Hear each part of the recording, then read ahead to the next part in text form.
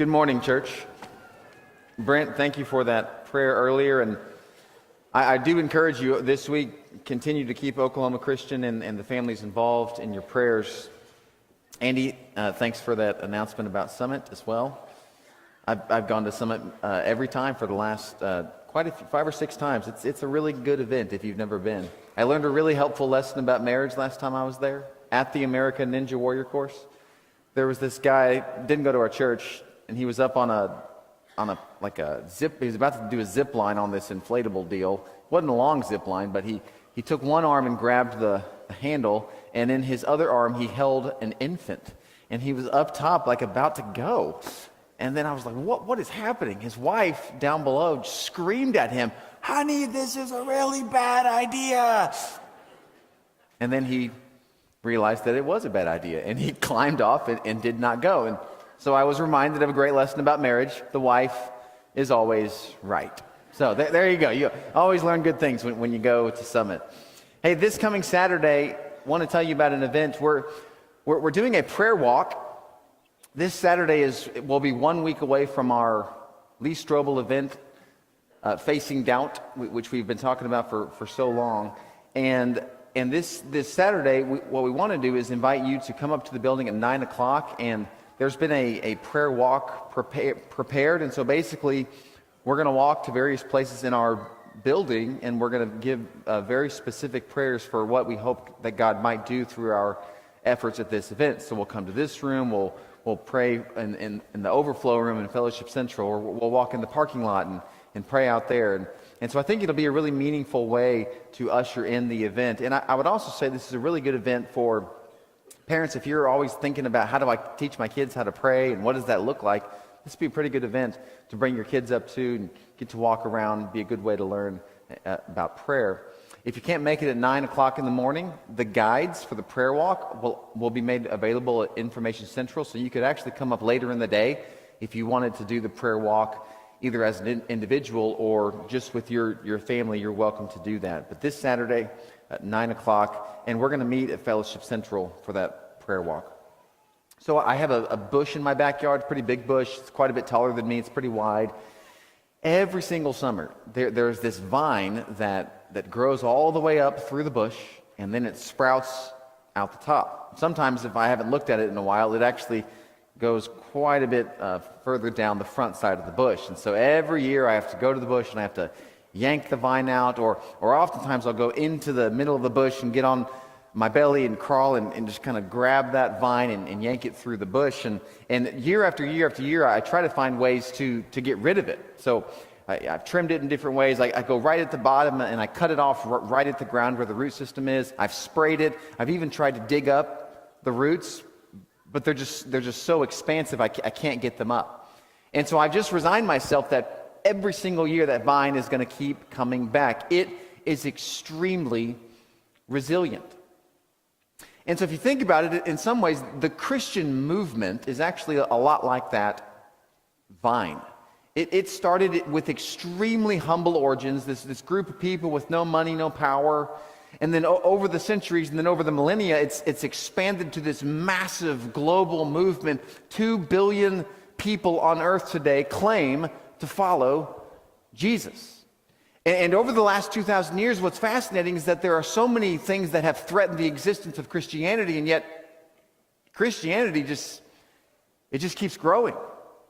So a long time ago, you've got Judas threatened Christianity. You've got Pilate who threatened Christianity. You got the entire Roman Empire that threatened Christianity. In Scripture, you have Satan himself who doesn't really want Jesus to die on the cross. And then even if you go throughout history, you've got things like dark chapters in the history of Christianity, like the Crusades. That wasn't a good thing.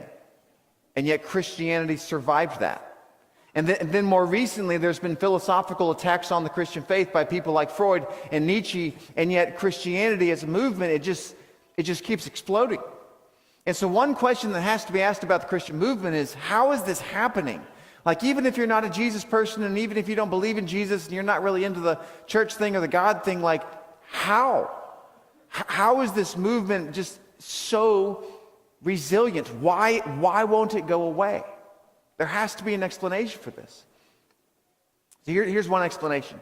I think the seeds of resilience were actually planted in the second story of likely a yellow stoned building in Jerusalem 2,000 years ago. Jesus was about to die. This was his final meeting with his disciples, and so he pulls them into this room, and several things happen in this room, quite a few of which are pretty well known, but one of which isn't quite as well known as the other. So one of the big things that happens, which many Christians are familiar with, is the foot washing. Another thing that happens that, again, that's pretty familiar is Jesus gives the Last Supper. Another thing that's pretty familiar is that Jesus predicts who's going to betray him. But something else happens in that room, and I think this is the seed that has led to the resilience of Christianity. It's a command that Jesus gave his disciples. Here's what he said: love one another.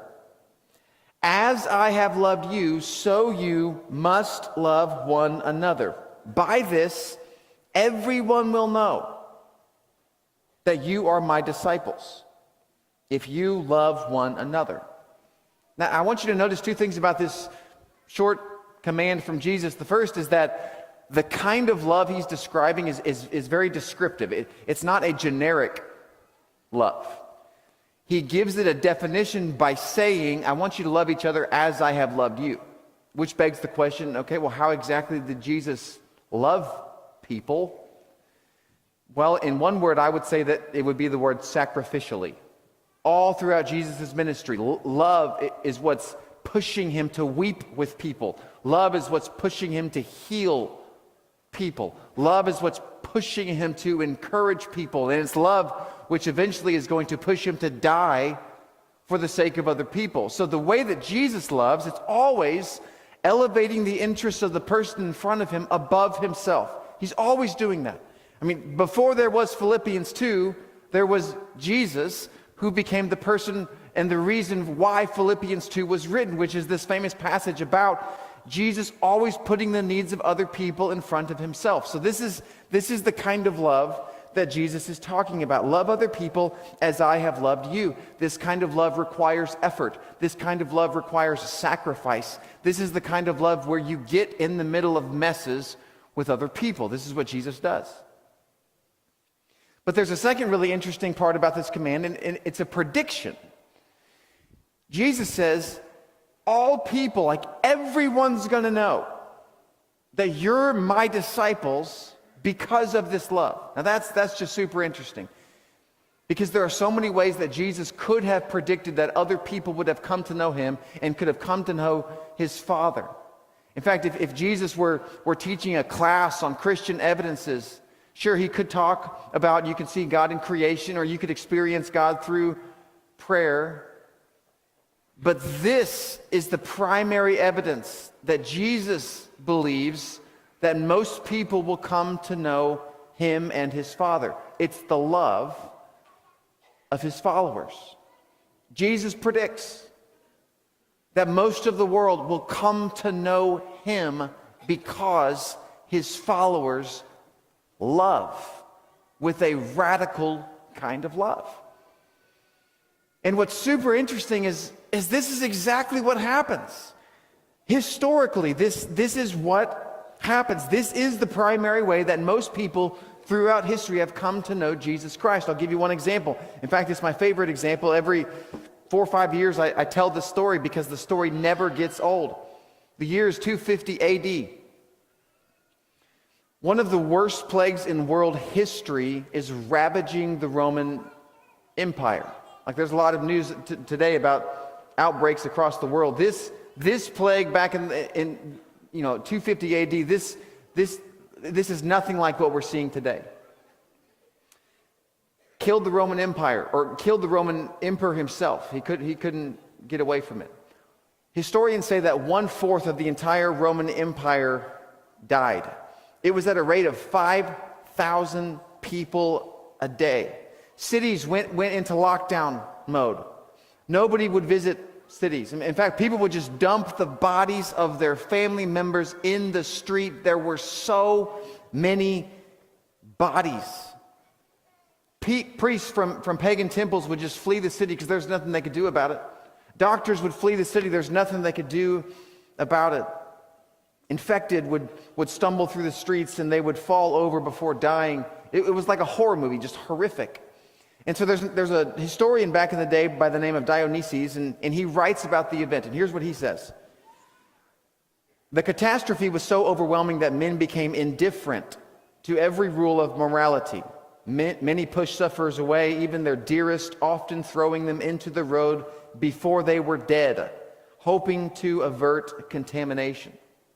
So just imagine that in your mind. These are just normal people, good people. And yet they have loved ones who aren't dead yet, but they're so scared of getting infected that they'll put their sons and their daughters and their brothers and their sisters and their parents into the street just to avoid contamination. Like this was the kind of world this was happening in the world at that time. But here's what the Christians did. Heedless of danger, they took charge of the sick, attending to their every need and ministering to them in Christ. And many departed their life serenely happy, for they were infected by their neighbors and cheerfully accepted their pains. So this little group of people, following their Lord Jesus, walked out into the streets and sat with these people who were dying.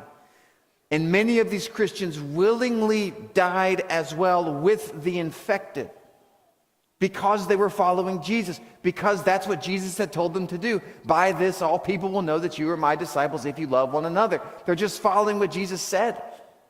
In fact, do you know what modern day institution traces its origin back to events like these? Hospitals. This is the origin story. But back in the day, medical treatment was reserved for a few kinds of people. Certain demographics were the ones that got medical treatment. So if you were wealthy, and if you were powerful, and if you were of a royal family, then you could go to certain places and you can get medical treatment. But the idea of mass medical treatment for all people, it was unheard of. Until this group of people called Christians following this man named Jesus said, you know what? All people deserve this. All people deserve to be treated with honor and to be treated with dignity. All people deserve to be treated medically. You see, Christianity grew not just because of what Christians believed. Christianity grew because of what Christians did. It was their practice. And see, here's the point I want to make for you this morning, especially about your faith, because all this series we're talking about, it's all about faith. Your faith will grow, not simply because of what you believe, but also because of what you do. You see, Jesus did not walk around saying, here's all the evidences of my divinity, and I need you to intellectually accept all of these evidences and believe that I'm the Messiah, and only if you intellectually assume all of these things will I accept you. That wasn't the message that Jesus walked around telling people. The message that Jesus walked around telling people was super simple. It was 2 words. Follow me. He invited people into a certain way of life. See, a lot of people today have migrated to a place of intellectual paralysis. We have, things happen in our lives. We have big tragedies. We don't know how to explain them. We have big questions. What about suffering? What about evolution? What about all the other religions? And they're good. Again, they're good questions.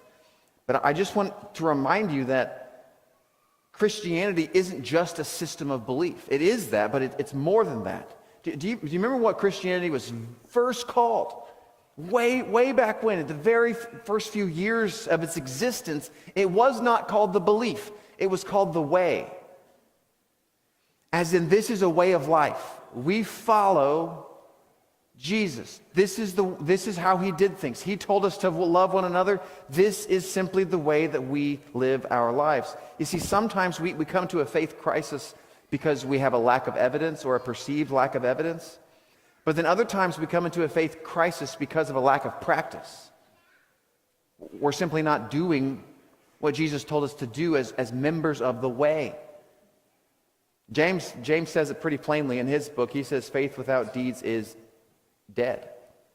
So if you're having problems with your faith, maybe it's not necessarily about your intellect. Maybe it's more about what you are doing or not doing. In fact, one intriguing thing about the demographic of agnostics and atheists is that it's a very narrow demographic. So Pew Research published a study recently and said this: 7 out of 10 atheists are men, 78% are white, most are young, most are educated. And so if you flip that, demographically speaking, do you know where in the world there's not a lot of atheists and not a lot of agnostics? Africa, Latin America. Now, why would that be? There's a lot of reasons to that, but one of the reasons I think that there's not a whole lot of unbelief in those two parts of the world is because in those parts of the world, faith is more than what you know. It's what you do. You see, when you practice your faith gets stronger. I had a fascinating conversation with a guy in my office just about 2 months ago. Grew up in church about a decade ago, left the church. He's a super smart guy, so some of his disdain for the church and God has to do with some of his intellectual reasoning, but he also had some people, some Christians, say some pretty hurtful things to him, and that hurt him emotionally, and so he just walked away. So he's in my office, hadn't been in a church in 10 years. He's just talking. He's had a super successful career in the military. We have a great conversation. And one thing he said was really interesting. He said, "You know, Phil, it's interesting because I don't really go to church, not even sure if I believe in God. However, most of my friends and peers see me as someone with high character.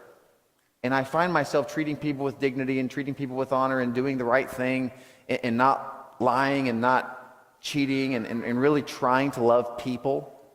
And he said that, and I just smiled and said, "That's so interesting." I said, "So why? Why do you think you do those things?" And I love what he said. It just fascinates me what he said. He says, "Well, I'm not sure if I believe in him, but I still think that Jesus is a man worth following." Isn't that fascinating? That the one thing that's still tethering him very, very loosely to the faith of his childhood isn't necessarily some amazing argument or intellectual belief. It's just Jesus himself. I think he's a man worth following. That man is why Christianity is so big and global today. It's because he told his followers to love people. And that's what has happened. And so it's so resilient because of that very reason. So for some of you, for a long time, you've been trying to argue your way into faith or reason your way into faith. And I do think there's a place for that. Pretty much the whole series, other than this Sunday, is about those kinds of questions. But I do think there's a time and a place to simply practice your faith. In other words, if you're doubting or if you're in a difficult season right now, I just encourage you to take your place in the movement that gave us hospitals. It's a good movement because we have a good Lord. And he told us to love people. So there's 1,000 ways to practice faith, and I want to give you just one idea to take with you this week. So you could practice faith through hospitality, generosity. You can practice faith through taking care of the poor. You can practice faith by inviting children into your home, by fostering, by adopting. There's so many ways to practice faith. But I want to give you one idea, especially as we lead up to our Lee Strobel event. I really want to encourage you to practice your faith by inviting somebody to this event. One thing that's super clear about just research about how people come to faith, and this research has been the same for decades, and I predict that 100 years from now it's going to be the same. The most consistent way that people come to believe in Jesus or come into the church or come in at least to consider faith questions is when somebody they know invites them. People are very willing to come to an event if it's somebody they know and they just give an invitation. And what I've learned is that it's not as hard as you might think to just simply invite people. As we've been leading up to this event, it's been on my mind. I want to be the person that's out there and just inviting anybody who I can, and it's not that hard. I was talking to my chiropractor who I've been seeing, and he didn't go to church anywhere. Hey, you should come to this Lee Strobel event. He was super interested. I saw a friend from high school I hadn't seen in 10 or 12 years. Hey, you should come to this Lee Strobel event. Again, he's interested. You can do this. And what's more is that it's actually very biblical to invite people.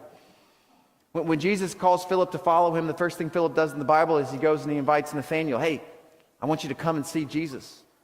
And then here's one maybe you don't think about as much, but Matthew 25, when Jesus is giving the list of qualities of people that will inherit the kingdom of God, the people that take care of the poor and go to people and visit the people in prison and take care of the sick. Do you remember one of the 5 qualities or the 5 kinds of people? Jesus says it's the people that invite strangers in.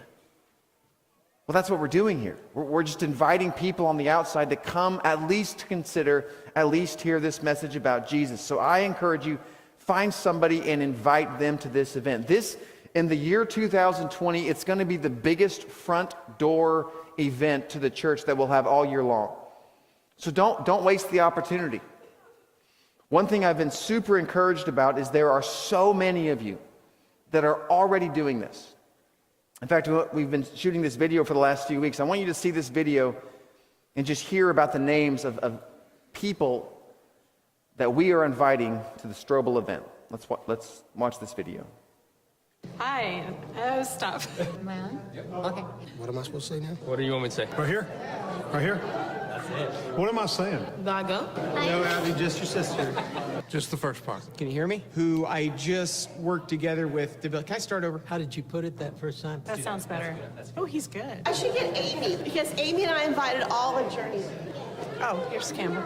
I invited my Grammy and Granddad to Lee Strobel. I have invited 5 of my co-workers, including my boss. I'm inviting my friend Joe. My neighbor across the street. My coworker Jason. Tony and Hunter. Jim and Nancy, and I invited some coworkers. My mom, a family friend of over 30 years, and my supervisor. I invited my coworker. A friend from the fitness center. All 6 neighbors that live right around us. My best friend, Janessa. A man named Yadu I met at Starbucks, and we invited a Chinese family that we met at the international dinner. I'm inviting all 185 of my university students. I invited a coworker, and I was talking to my coworker. My boss heard me, and he's coming in as well. And I invited a person at the YMCA in Everett. When I first heard about the event, I decided to invite my boyfriend, so he and I are excited to be there. I'm going to invite one of my friends. Your friend. A friend. My friends from school. A friend from my office. Her name is Eileen. Lois, my exercise buddy. Amy, who works at Brahms. David and Jin Yao. My coworker. And a couple of guys that come up and play ball here at the church. I want to invite Fletcher. I'm inviting Liam. I invited my grandma and granddad. My cousin. My friend Jace. I'm inviting my coworkers, Rachel and Natalie. Some friends from school. Lady at the office. Her name is Karen. I'm going to invite my teacher. I'm going to invite my coworkers. I'm inviting my brothers, Ryan and Clay. I'm going to invite my students at OC. I invited several of the researchers from Oklahoma Medical Research Foundation. My niece Chelsea. Our friend Mike. I'm going to invite my coworker. I'm going to invite my friend Liam. I'm inviting my friend Sailor. And I'm inviting my friend Ivy. I'm inviting my friend Gavin. There's a teacher at my school, and she doesn't believe in Jesus. I'm inviting Lucy, who's my friend. We invited all the Journeyland children 3rd through 5th grade, and we gave them the Case for Christ for Kids. And if you want a copy and didn't receive one, you can get it at the Journeyland desk or the main office. I invited my next door neighbor. I'm going to invite all of my nursing students. I'm going to invite a whole lot of students from OC, especially the ones in my chemistry classes. I invited Malachi, not the book, the person. We're inviting our neighbors, and we're inviting a believer who hasn't been at church in a long time. Right. I invited Jared. Joel. Emily from my work. Karen. A friend from high school. His name is Chad. A coworker. My coworkers. I'm going to invite my mom. My friend Emily. My sister Joanna. I invited Lee Strobel.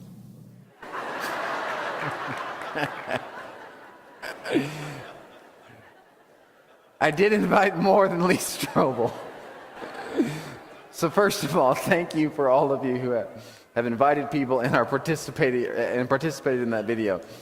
About 6 weeks ago, I'm sitting in an elders meeting, and one of our shepherds, Harold Shank, told a story about inviting someone. And I'm going to invite Harold up to the stage right now. And when he told the story, I just thought the church has got to hear this story. So I'm going to let you share that story and then end this time of the sermon. I feel like I grew up in an unchurched home. Our family didn't go to church anywhere. My grandparents on both sides didn't go to church. Aunts and uncles were not church people. And yet, when I was a 7th grader, I had these strong spiritual questions, and I didn't know what to do with them. Started looking around, searching. And the church in our neighborhood, the East Pike Church of Christ, got a new preacher. And he came down to our house and invited me to come to his Wednesday night class for teenagers. And so I went to that class, and all my spiritual questions were being answered, and I found out how to follow Jesus. And one night after that class, I gave my life to Christ and was baptized. And about that same time, I just became aware, someone told me that you can't be mum about Christianity. You can't hoard it, can't keep Christ to yourself. You have to share. And so I started thinking about who could I invite, who could I share my faith with? And I thought of Mark Altrogge, Altrogge. And he was another seventh grader, and we sat across from me in study hall. And somehow I knew that Mark did not go to church. And so in study hall, we sat as far away from the proctors as we could, and we piled up our books here and played board games during study hall. Don't recommend that. But after study hall that next week, I asked Mark if I could talk to him. And he said, sure. And so afterwards, I said, Mark, I've become a follower of Jesus. Would you come to church with me? And I'll never forget that moment. Mark didn't hesitate, didn't blink an eye, didn't pause. He said, no. And I remember being bewildered and thinking, well, my evangelistic career is shot now. And I actually forgot about that. Just forgot it. And several decades later, in the early 90s, I was preaching for the Highland Street Church in Memphis, and we got new psalm books. In fact, it's the same psalm book we don't use here. And so I went down to the auditorium. Someone had put the psalm books in the racks, and I sat in the back pew right under the balcony, and I had several friends who were composers, and I was just wondering, did their songs make the cut? And so I opened in the back here, there's an index of composers, and I was going down the A's, and halfway down, I saw Altrogge, Altrogge, Mark. And I remember thinking to myself, that's such an unusual name, there can't be two Mark Altrogges.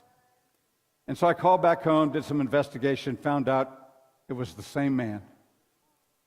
And he had become a follower of Jesus, had become a preacher and a composer, and wrote two songs that are in our songbook. Well, in just a moment for the invitation, we're going to sing one of Mark's songs. Mark told me no, but he later said yes. And maybe you've been saying no to Jesus, and today is the day to say yes. And Mark's words have been so helpful to me in answering questions I have about God. And maybe as we sing these words to each other and to God, it'll prompt you to understand him better and to take action. And so we're going to sing the words of my friend Mark Altrogge. And as we do, would you stand?